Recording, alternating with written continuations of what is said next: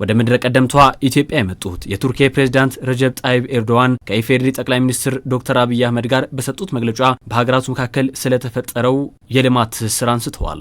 ቱርክ ከኢትዮጵያ ጋር ያላት ትብብር ምንም እንኳን ታሪካዊነቱ ዘመን የሚያወሳው ቢሆንም ዘመኑ በሚጠይቀው የኢንቨስትመንት አማራጭ ተጠናክሮ መቀጠሉን ጠቅሰዋል። በባህል የተጠናከረው የሁለቱ ሀገራት ግንኙነት እንዲዳብር ኢትዮጵያ በእስልምናው ታሪክ ውስጥ ያላት ሚና ከፍተኛ መሆኑ ነው ሲሉም ጠቅሰዋል።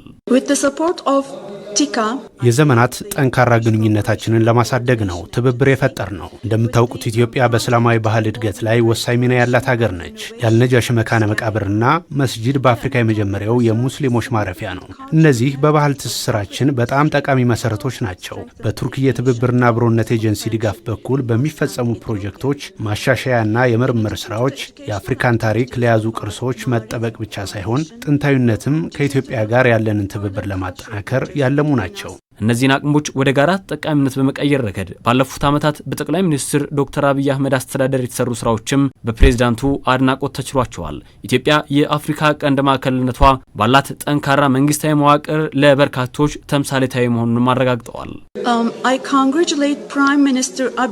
ጠቅላይ ሚኒስትር አብይ አህመድን እንኳን ደስ ያሎት ማለት እፈልጋለሁ። ወደ ስልጣን ከመጡ ጊዜ ጀምሮ በኢትዮጵያ ፖለቲካዊ፣ ማህበራዊና ኢኮኖሚያዊ ሽግግር ላይ ላመጡት ውጤት ማለት ነው። የዓለም አይን ሁሉ ወደ አፍሪካ ቀንድ በዞረበት በዚህ ወቅት የኢትዮጵያ ረዥም ዓመታትን ያስቆጠረ ጠንካራና ተምሳሌታዊ መንግስታዊ መዋቅር እጅግ በጣም አስፈላጊ እየሆነ መጥቷል።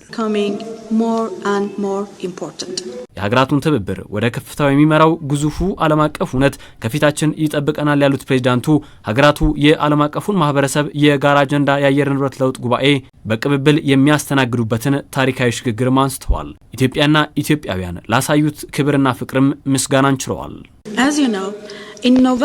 እንደምታውቁት መጪው ህዳር ላይ ቱርክዬ በአየር ንብረት ለውጥ ላይ የሚመክረውን የኮፕ 31 ጉባኤ ተሳታፊዎችን ታስተናግዳለች።